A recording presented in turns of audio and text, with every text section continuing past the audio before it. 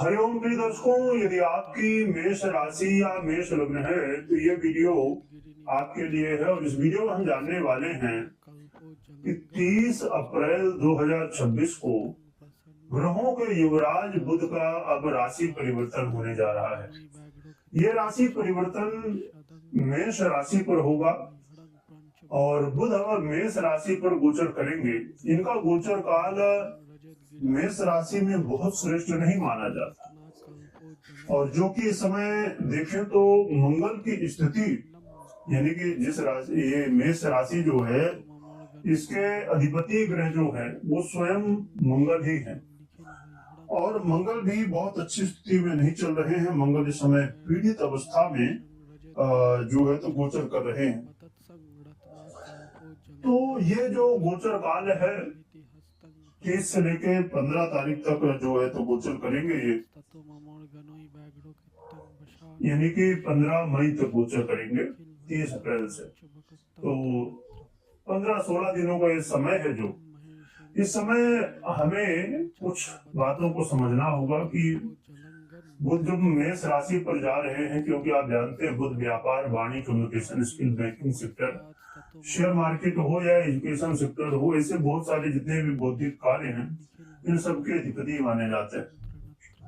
और मंगल एक उग्र ग्रह है, और दोनों ही ग्रह कहीं न कहीं इनका जो गोचर काल है बहुत श्रेष्ठ नहीं माना जाता है एक साथ भी, युति भी। तो इस दृष्टिकोण से क्या प्रभाव होगा ये समझना बहुत जरूरी, क्योंकि बुध का प्रभाव हर व्यक्ति के जीवन में देखने को मिलता है और हर एक क्षेत्रों में देखने को मिलता है, क्योंकि बुद्धि के अधिपति है। और आपके लिए ये स्वयं तृतीयेश भी है, षष्ठेश भी है। क्या प्रभाव पड़ेगा आइए जान लेते हैं, समझ लेते हैं।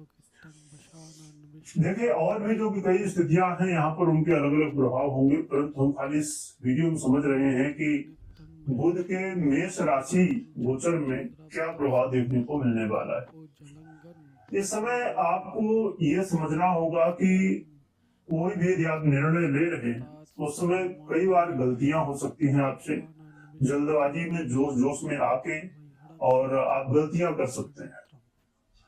तो जल्दबाजी से बहुत जरूरी है कि बचना होगा। जोश तो होना अच्छी बात है, परंतु अधिक जोश का होना भी कई बार नुकसानदायक हो जाता है। जोश में होश ना हो तो व्यक्ति गलत निर्णय ले लेता है। स्वास्थ्य को लेके चिंताएं इस समय देखने को मिल सकती हैं, तो आपको स्वास्थ्य से संबंधित हर चीजों में ध्यान रखना है। योग प्राणायाम करिए, है ना, समय समय पर। यदि डॉक्टरी सलाह की आवश्यकता है तो वो जो है तो लीजिए, और खान पान में संयम, हर तरह से जो है तो आपको संयम रखना चाहिए, स्वास्थ्य की समस्याएं जिससे ना होने पाए। इसके अलावा इस समय कई बार मानसिक तनाव भी देखने को मिल सकता है, और इसकी वजह से थोड़ा सा दिक्कतें आ सकती है। इसका प्रभाव मैरिज लाइफ पे भी पड़ेगा। मैरिज लाइफ में वाद विवाद और कलह का माहौल देखने को मिल सकता है, और ये समय थोड़ा सा कहना चाहिए, चाहे वो मैरिज लाइफ हो। इसके अलावा भी आपके व्यापार में भी इसका प्रभाव पड़ेगा। व्यापार में भी ग्राहकों के साथ, डीलर के साथ या किसी के साथ वाद विवाद और कलह का माहौल बन सकता है। कुछ बातें ऐसी कर सकते हैं आप जिसकी वजह से यहाँ नुकसान हो। इसलिए आपको अपने को आपको ये ध्यान रखना है कि किसी तरह कोई भी, चाहे व्यापार में हो, चाहे पार्टनरशिप में हो, चाहे आप मैरिज लाइफ में हो, तो कोई भी काम करना, वहां पर कोई गलती नहीं, कोई लापरवाही नहीं। जितने अच्छे तरीके से आप चीजों को संभाल सके तो संभालने की कोशिश करना चाहिए।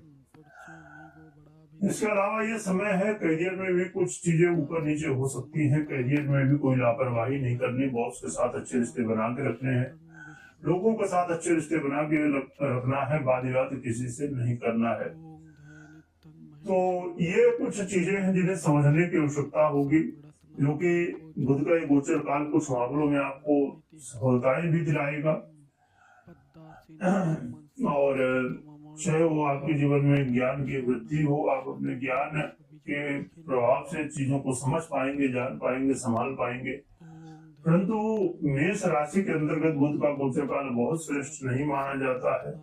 हाँ, थोड़ा सा मेहनत अधिक करनी होगी और करेंगे तो करियर में बदलाव आएगा और चेंज देखने को मिलेगा। परंतु अच्छा चेंज हो, अच्छे बदलाव हो, इसके लिए आपको जरूरी होगा बुद्ध के लिए जो है तो बुद्ध की आराधना करना। बुद्ध के लिए जो भी आप कर सकते हैं बुद्ध के लिए, तो वो सब चीजें करने की आवश्यकता होगी। क्या उपाय कर सकते हैं? पहली बात तो ये कि कोई भी निर्णय लेना हो तो प्रश्न पुनर्विश्लेषण के बाद निर्णय लीजिए। और उपाय के रूप में आप भगवान गणपति की आराधना कर सकते हैं और बुद्ध यंत्र को स्थापित करके फिर बुद्ध की आराधना भी कर सकते हैं। ये उपाय करिए, इससे आपको सहयोग देखने को मिलेगा। वीडियो देखने के लिए बहुत बहुत धन्यवाद।